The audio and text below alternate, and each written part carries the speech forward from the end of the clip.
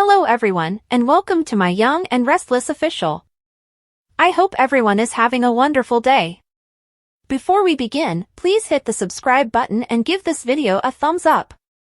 Victor and Phyllis met in the jazz lounge. Knowing about Aristotle and Billy, she mocked him. Victor received an update from Phyllis about Summer's work rebuilding Marchetti in Italy. Victor looked fantastic, she continued. He inquired as to if she could recall how much time she had left. 5 minutes, remembered Phyllis. Before telling Victor what she knew, she wanted him to guarantee that he would offer her and Daniel a business opportunity. Victor claimed to love conversing with Phyllis, but he advised that she should first choose what she desired from him before they could continue their conversation. Phyllis was informed by Victor that she could only get in touch with Aristotle Dumas's assistant's assistant. Phyllis claimed to have a weapon against Aristotle.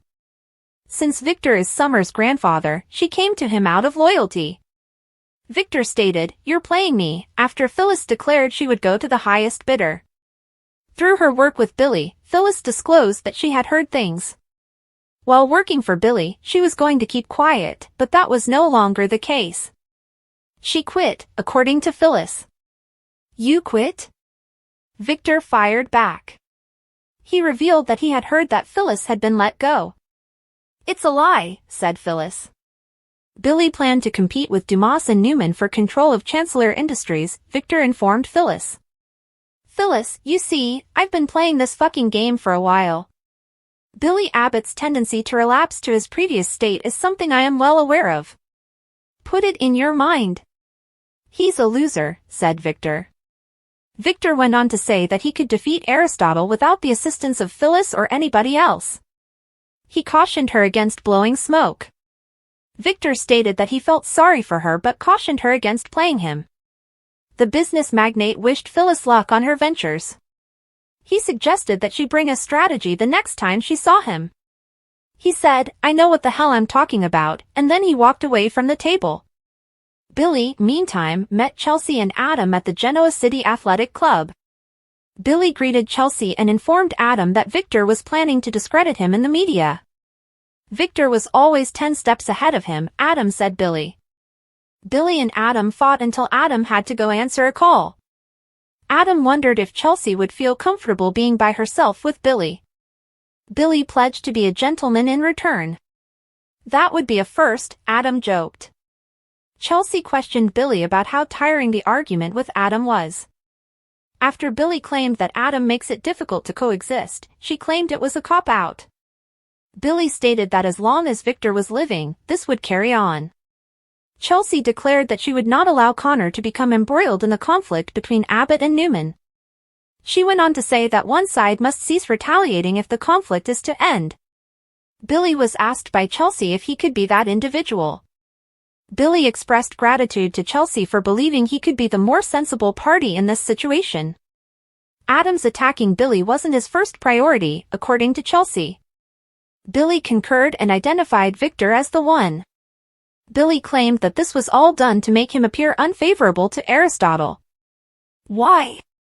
Chelsea inquired. Chelsea and Billy were joined by Adam. They gave him a recount of their conversation. Chelsea and Adam then departed. Billy ordered a scotch on the rocks while seated at the bar. Victor walked up to him and spoke to him as Billy Boy. Victor wanted to know if Billy had an answer for him because he was aware that time was running out. Billy claimed that he told his Chihuahua son Adam that he didn't care if Victor followed him. Victor inquired as to Jack's feelings in the event that Billy failed. Billy insisted that he would not discuss his knowledge of Aristotle with Victor. Victor admitted his error to Billy. Billy promised to watch Victor stumble one day. "Don't count it," said Victor. Victor pulled out his phone and dialed Adam by himself. He requested that he make the Billy Abbott smear campaign public. Chelsea questioned Adam at Crimson Lights about whether Victor had ordered the smear campaign. Adam promised to do everything his own way. The encounter with Billy at the GCAC caused them to argue. Chelsea inquired about Adam's plans. "I can't do that just yet," he told her. Adam insisted he was in control of everything. He urged Chelsea to have faith in his ability to manage it. Can you do that for me? Adam asked. Aristotle Dumas's number was called by Phyllis in the meantime. When an assistant answered the phone, she inquired as to the reason for Phyllis's call. Phyllis clarified that Victor Newman and Billy Abbott were involved in a business endeavor. Phyllis was informed by the assistant that he would inform Mr. Dumas of her call. I would wait if that were necessary, Phyllis insisted. Refusing to put his boss on the phone with Phyllis, the assistant stood his ground. He ended his call to Phyllis. Then Phyllis began talking to herself in frustration.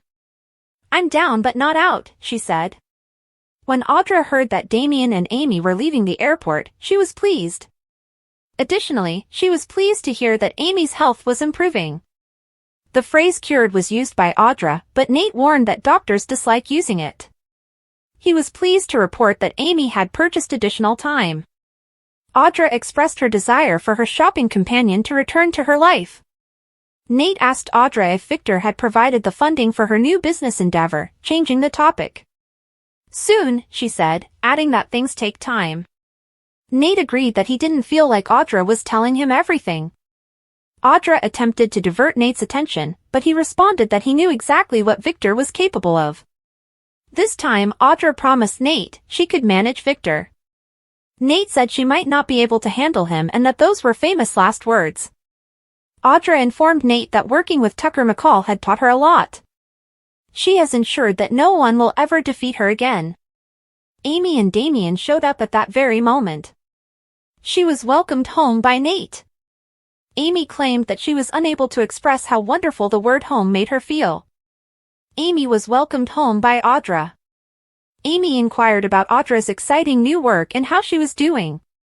Audra said she will tell more the next day at lunch. Amy mentioned that she was itching to shower. She got her a new robe and slippers, Audrey said. Amy declared that she felt better. She thought of contacting Nate instead of Damien the previous year. According to Nate, Audra urged Amy to maintain her optimism. Damien asked Amy the name his father used to call her. The answer was Negative Nancy, Amy said. However, she claimed that she preferred to refer to herself as Realistic Amy. It was good to see everyone laughing, Amy added. She hoped Damien and Nate would become close. They quarreled over sports, Nate and Damien laughed. Amy was assisted upstairs by Audra. Amy remarked, I am so very lucky, as she and Audra walked away. Nate, who was by himself with Damien, expressed gratitude for his words. He was being serious, Damien said. Nate expressed his happiness that Amy's health was improving. In regards to Damien joining him and his family at work, Damien asked his half-brother if he had anything he wanted to discuss.